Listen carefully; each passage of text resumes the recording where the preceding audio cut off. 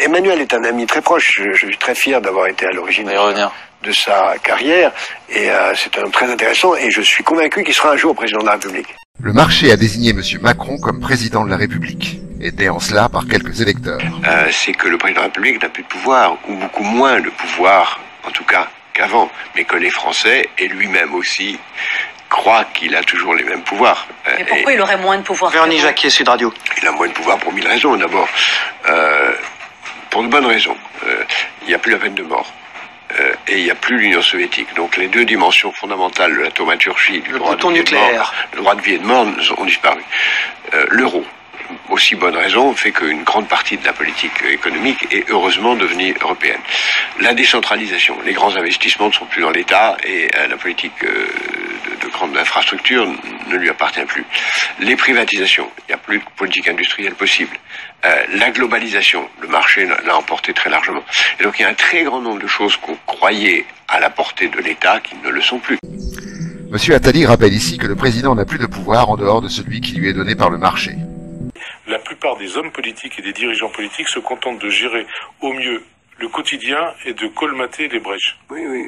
Alors qu'il faudrait agir pour avancer. Ils n'ont pas de pouvoir réel.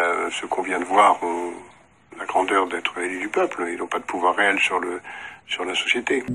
Monsieur Attali nous rappelle également que le personnel politique est impuissant. Comprenez que les politiques sont désormais au service du marché.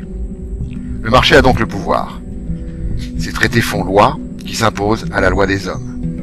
Tous ceux qui, dont j'ai le privilège d'avoir fait partie, ont tenu la plume pour écrire les premières versions du traité de Maastricht, on s'est bien engagé à faire en sorte que sortir ne soit pas possible. On a soigneusement oublié d'écrire l'article qui permet de sortir. Monsieur Attali se dit honoré d'avoir empêché les peuples de s'autodéterminer. Seuls les marchés déterminent. Son objectif est d'étendre son pouvoir. Le marché va s'étendre à des secteurs pour lesquels jusqu'à présent il n'avait pas accès, tels que la santé, l'éducation, la justice, la police, les affaires étrangères. Et en même temps, parallèlement, dans la mesure où il n'y a pas de règle de droit, le marché va s'étendre à des domaines aujourd'hui considérés comme illégaux ou criminels, comme la prostitution, le commerce des organes, le commerce des armes, le racket, etc., etc. Et donc, on aura de plus en plus un marché qui va dominer, entraînant une concentration des richesses, une inégalité croissante, une priorité absolue donnée au court terme et à la tyrannie de l'instant et de l'argent, jusque et y compris, au fond, au bout de la route, la commercialisation de la chose la plus importante, c'est-à-dire la vie, la transformation de l'être humain en un objet marchand, lui-même devenu un clone et un robot de lui-même.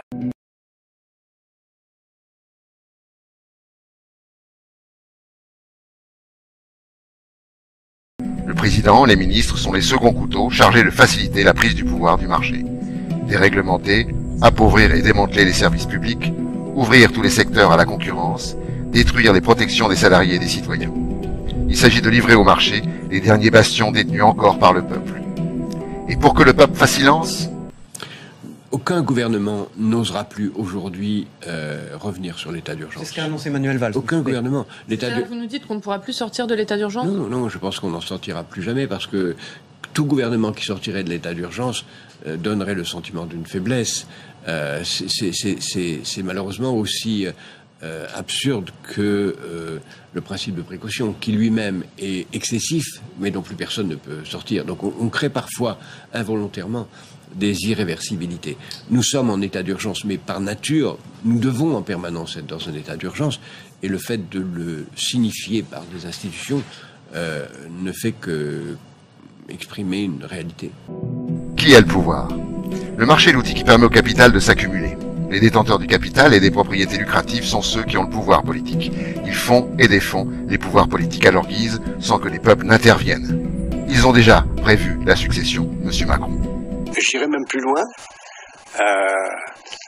Je crois que je connais celle qui viendra après lui.